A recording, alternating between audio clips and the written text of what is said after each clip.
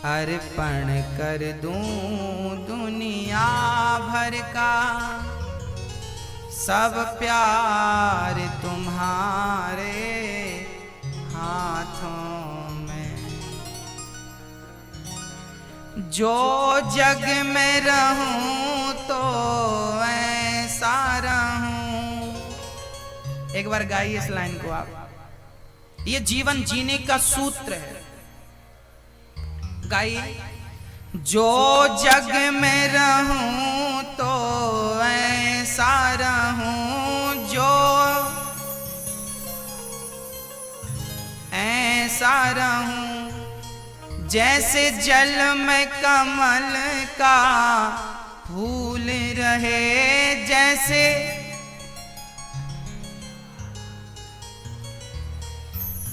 मेरे सब गुण दोष समर्पित हों। मेरे सब गुण और दोष, मेरे सब गुण दोष समर्पित हों।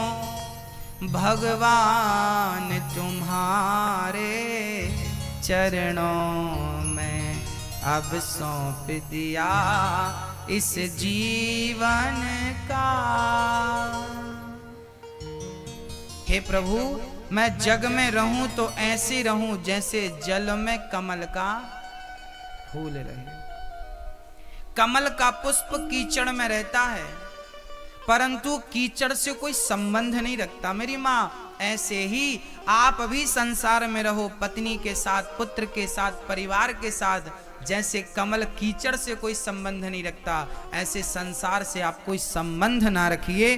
केवल संबंध नाता एक राम जी से दूजा नाता तोड़ दे, तब आपका संसार में रहना सार्थक हो जाएगा। हाँ, अर्जुन ने अपने आप को सौंप दिया, इसलिए जीत हो गई। आपसे मेरी प्रार्थना पुनः है कि आप भी अपने आप को बच्चा मानकर, बच्चा बनाकर भगवान के चरणों में अपने आप को समर्पित कर दीजिए। हाँ, तन भी तेरा, मन भी तेरा, धन भी तेरा, सब कुछ है तेरा, और तेरा तुझको अर्पण क्या लागे मेरा। महाभारत का युद्ध हुआ, पांडवों की विजय हो गई।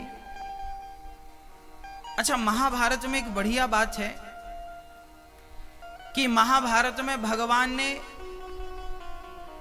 अपने भक्त को बोला है, अर्जुन को, अब ये बाण चलाओ, ऐसे युद्ध करो, ऐसे युद्ध करो। भगवान जो कहते हैं हमें वो मानना पड़ेगा। अब आप ये समझें कि भगवान हमारे साथ हैं तो सब हो काम हो जाएगा। देखिए, भगवान मार्ग बता सकते हैं। अर्जुन को भी भगवान ने मार्ग बताया है। चलना तो अर्जुन को ही पढ़ा के नहीं है ना।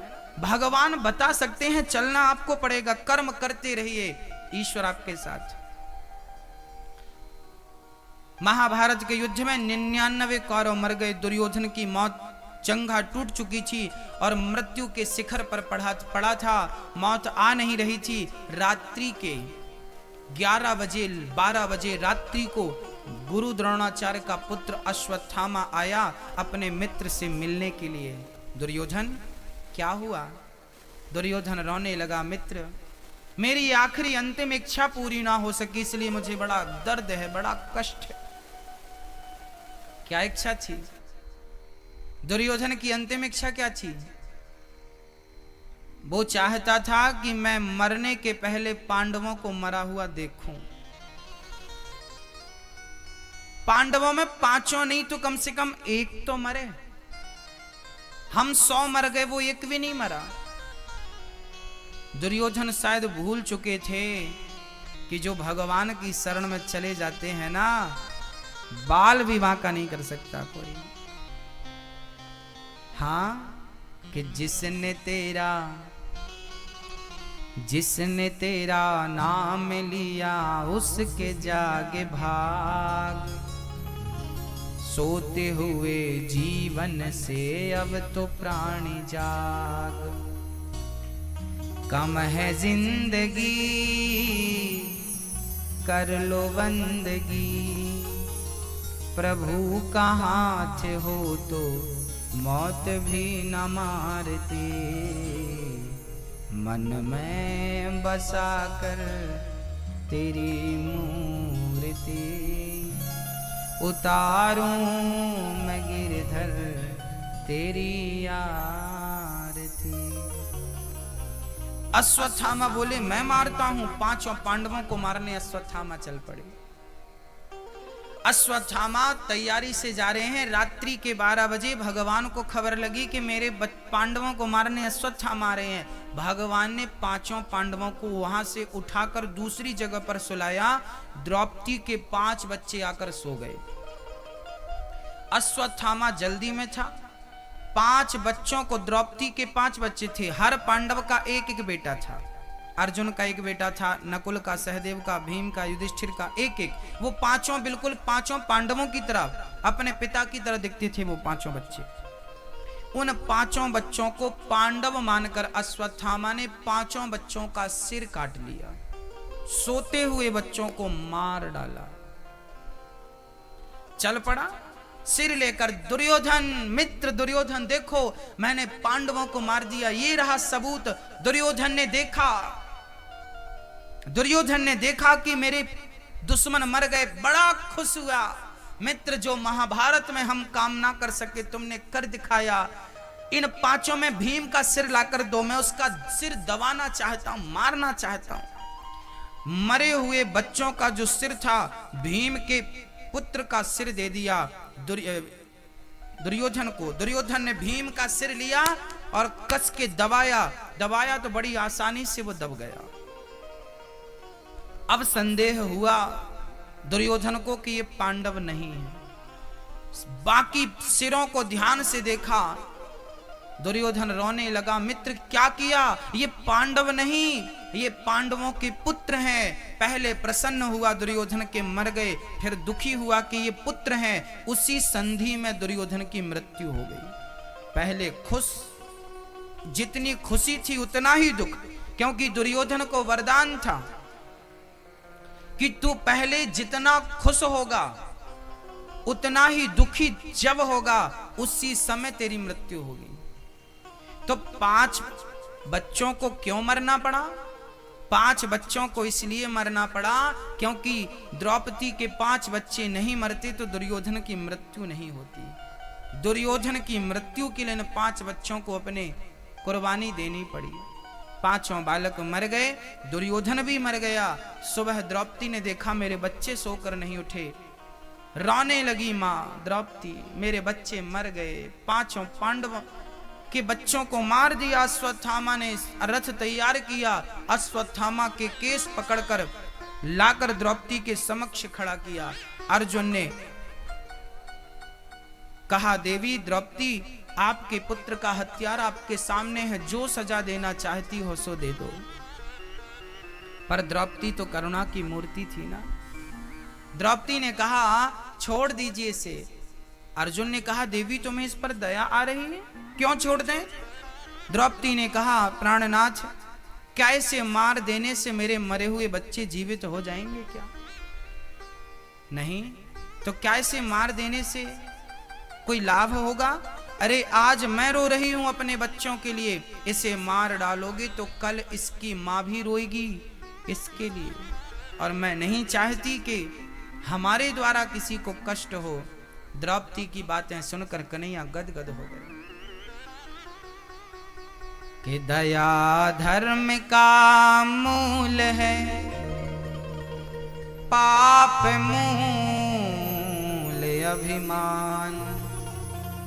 तुलसी दया न छोड़िए जब तक घट में प्राण।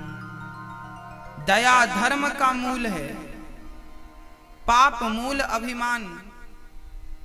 दया कब तक नहीं छोड़ें? बोले जब तक घट में प्राण है, जब तक जिंदा हो तब तक दया नहीं छोड़िएगा।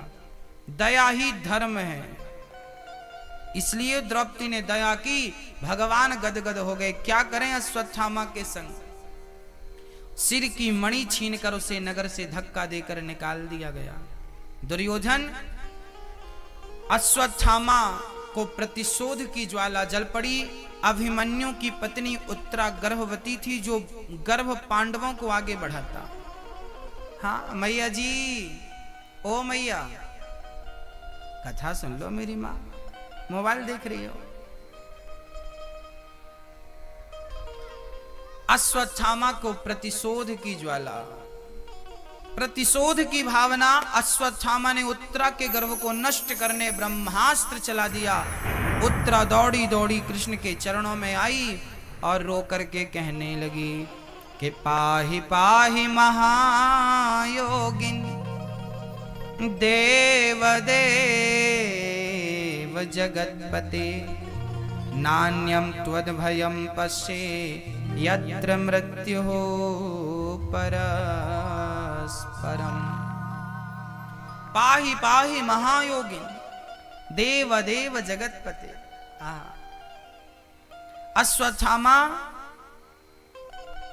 ने ब्रह्मास्त्र चलाया। उत्तरा चरणों में गिर पड़ कन्हैया से कहने लगी, हे श्याम सुंदर, मेरे बच्चे की रक्षा करिए। अभी बच्चे ने जन्म नहीं लिया, मां के गर्भ में ही है, इसे अश्वत्थामा मार डालेगा, उसका ब्रह्मास्त्र मार डालेगा। भगवान ने कहा, देवी चिंता न करो। उत्तरा बोली, कन्हैया, यदि मेरे गर्भ का शिशु मारा गया तो आज के बाद कोई आप पर भरोसा नहीं करेगा।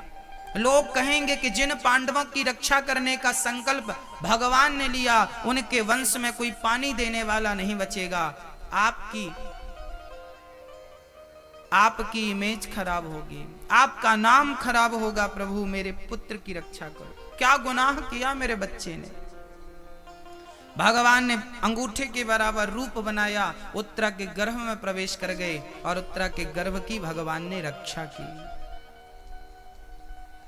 उत्तरा के गर्भ को बचाया। भगवान पांडवों के लिए समर्पित है। भगवान हर उस व्यक्ति के लिए समर्पित है जो भगवान के लिए समर्पित है। आप उनके लिए समर्पित हो जाइए, वो आपके लिए समर्पित हो जाएंगे। हम समर्पण कर नहीं पाते, यही प्रॉब्लम है, यही समस्या है। अब भगवान तैयारी करने लगे द्वारिका जाने की। अभी भगवान हस्तिनापुर में थे, अब द्वारिका जाने लगे। और जैसे ही भगवान द्वारिका जाने लगे, कुंती मां हाथ जोड़कर खड़ी हो गई। कुंती बुआ कहने लगी, श्याम सुंदर, आज मैं आपसे कुछ मांगना चाहती हूँ। पहली बार कुंती बुआ ने भगवान से कुछ मांगा। ये कुंती कौन है आप जानते हैं ना? ये वसुदेव जी की सगी बहन है। वसुदेव जी के पिता राजा सूरसेन ने, राजा सूर ने वसुदेव जी के, कुंती के पिता का नाम था सूर, उनकी ये बेटी थी सूर की कुंती। इनके एक मित्र थे जिनका नाम था कुंती भोज। उनके कोई संतान नहीं थी तो अपनी बेटी दान कर दी थी, गोद दे दी थी, तो कुंती भोज की बेटी बन गई बाद में, ये इसलिए इनका नाम पड़ा कुंती। तो भगवान की सगी बुआ है ये। आज बुआ ने हाथ जोड़कर कृष्ण के सामने खड़े होकर प्रार्थना की, कृष्णाय वासुदेवाय देवकी नंदनाय च नंद गोप कुमाराय गोविंदाय नमो नमः। कृष्णाय वासुदेवाय देवकी नंदनाय च नंद गोप कुमाराय गोविंदाय नमो नमः। हे नंद नंदन, हे श्याम सुंदर, हे कृष्ण, आज आप ही सब कुछ हैं। देवकी पुत्र, वसुदेव पुत्र, आप ही